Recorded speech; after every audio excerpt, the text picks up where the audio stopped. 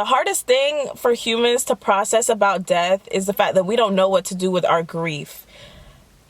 Grief is such a tormenting feeling. Like, it's just all this love and affection that you want to give to that person, but you really have nowhere else to put it because they're not here physically with you.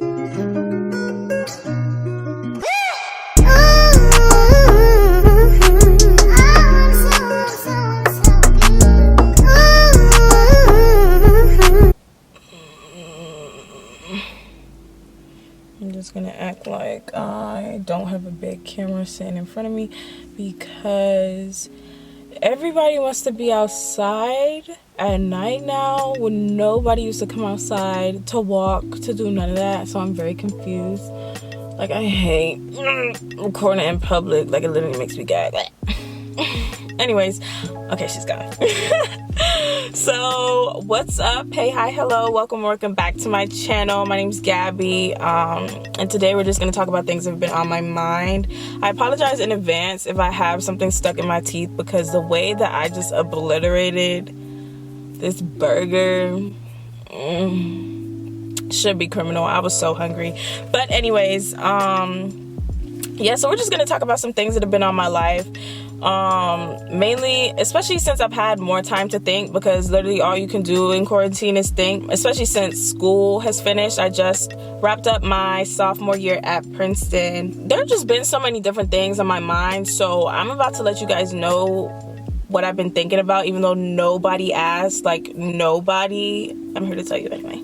Mainly, I've been thinking a lot about death, spirituality, religion, our purposes in life, and angels, angel numbers, divinity, all that, because I've just been noticing some things. Let's start with death, because so many people have been dying, not only just because of this corona thing, but also just because of like senseless violence in communities, because of jealousy. Just people keep dying, and it always seems like, especially when people who are young die, everybody says, oh, it wasn't their time, like it wasn't right, this and that. And I think that is what scared me for a while about death. But within the last week, like, I've really just had this slow change in mindset, because the only thing that's really guaranteed in life is death. So, and just paying more attention to spirituality has made me realize how death isn't something that I should necessarily be afraid of. Like, of course, things happen, tragic things happen, and that doesn't take away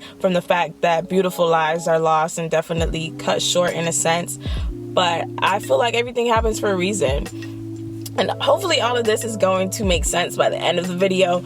But all of these different topics are intertwined to me. And I have my iPad down here because I literally had so much on my mind that I had to write it down. So first things first, when I think about death, or at least since I've been thinking about death in the last week, I've come to realize that we're all like really just balls of energy. And we are spiritual beings experiencing life in a physical body.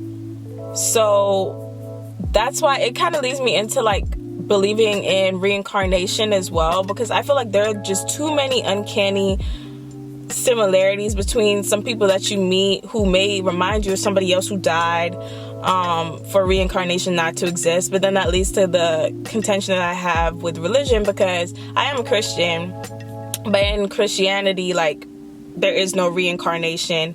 If you also believe in astrology and other kind of spiritual... That is a fat cat. But if you also believe in like spirituality and astrology, you run the risk of falling into idolatry, and that's a sin. It's like everything is a sin in Christianity. So it's kind of really frustrating when I'm trying to make sense of the world and some of it contradicts what's said in the Bible. But I feel like there are just so many things in the Bible that I just don't agree with. Like the way that it views gay people, premarital sex. It's a way to get to know yourself. It's so easy for people to have bad experiences with Christianity because the way that it is taught in some places, I feel like it's taught with an ulterior motive to get money or to just convert the most people possible. And of course, the origins of how especially Black people got Christianity are just thwarted in and of themselves, like, you know, slavery, and they literally forced us to convert. But I just think that some people take itty bitty parts of the Bible and they run with it, and they use it to look at other people and put them down and tell them how they're supposed to live their lives. Their sexuality, for instance, like, I just don't get how people are gonna go to hell if they're gay. Most gay people I know who are Christians, they tried to pray it away. They did not want to be gay because they know that it's a sin, but it's still there. And if we're created with intention, if we are, like, if God didn't make any mistakes, if we're exactly who God created us to be and intended for us to be, if that just so happens to be gay too, why am I being punished for that? Like, that's not, I didn't choose that. He knew before a gay person knew when they bust out the womb that they were going to be gay. So I just don't, like, that just doesn't sit right with me. How are we going to put people down and dictate where and when they're going to go after this life because of something that's beyond their control? I don't like that. But yeah, back to death. Especially with young people dying soon, like, death is such a catalyst for life, or can be such a catalyst for life. Like, there are some deaths that are so catastrophic or so moving, especially of Black people, because nobody in the world really cares about Black people and our humanity.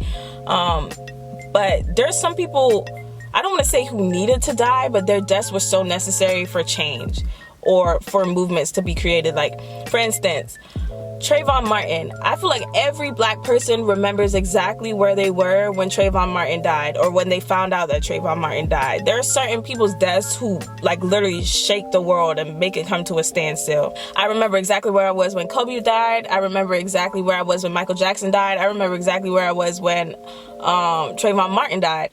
And especially with Trayvon Martin, that was the first time that I really had encountered just outright hatred for Black people. And that I would remember I was in middle school, and then I just became so much more hyper aware of how I navigate the world as a Black person. Like, I never thought twice about putting a hood over my head, but now I do all the time because of Trayvon. His death changed life as we know it.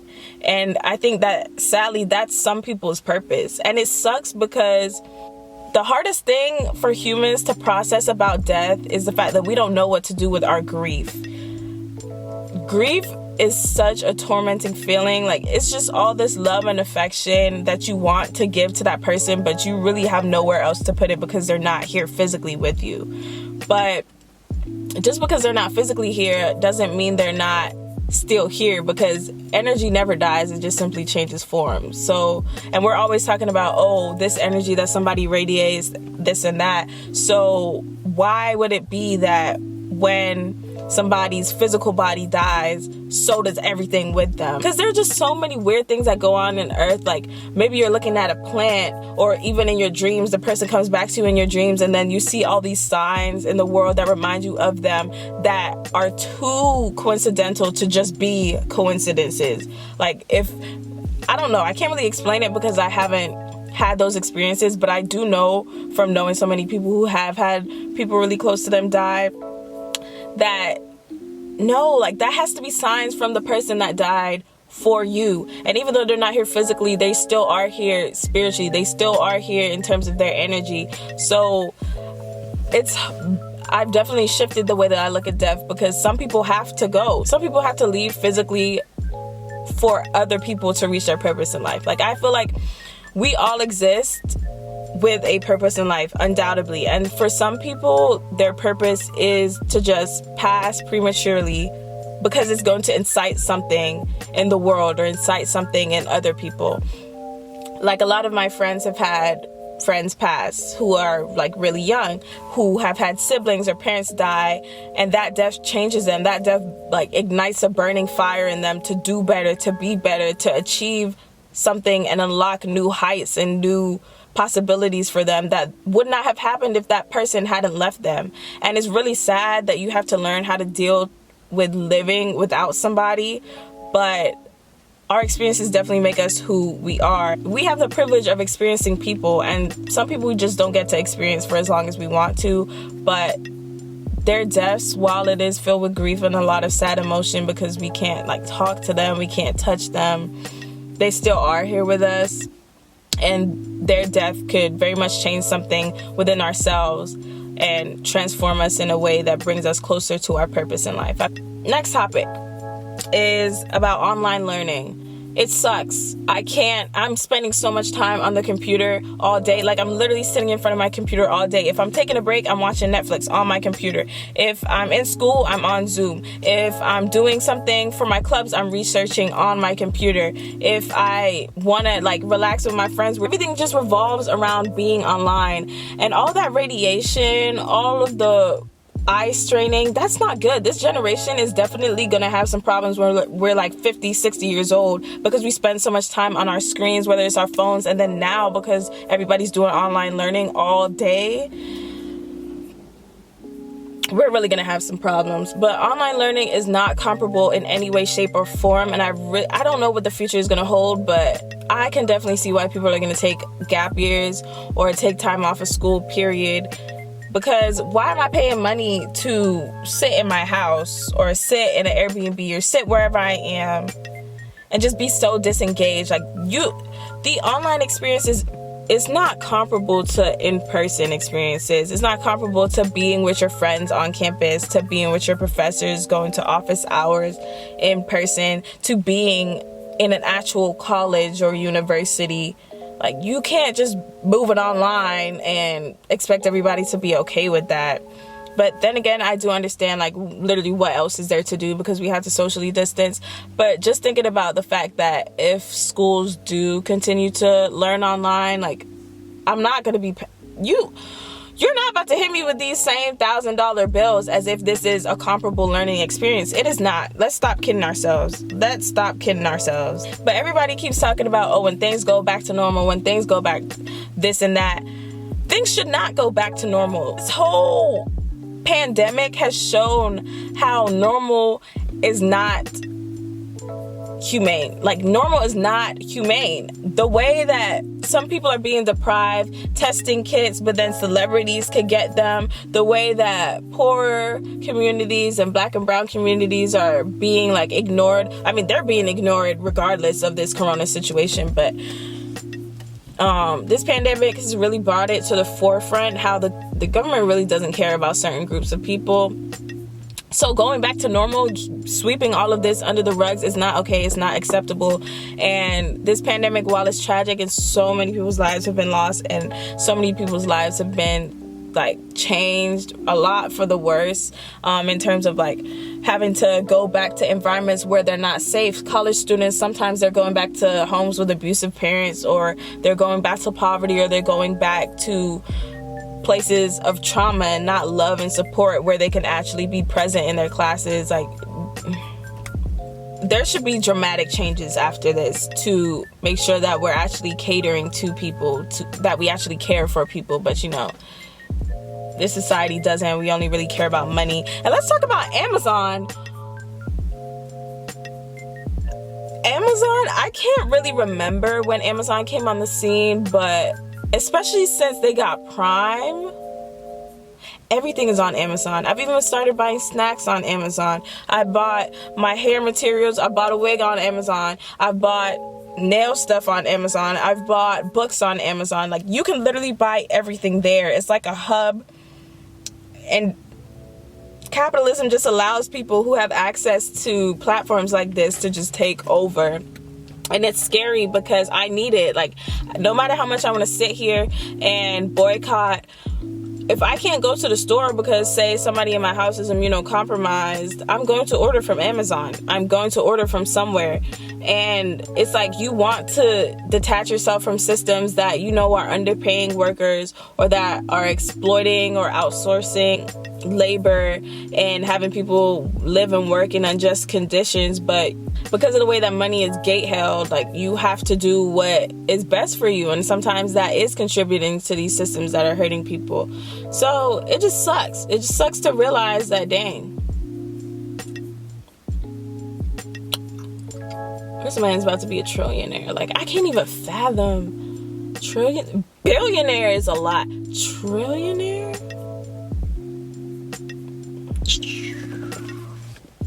He need to give me some free gift cards or something, because Every time I spend some money, I'm like, wow, I'm really making this man richer. But what can I say?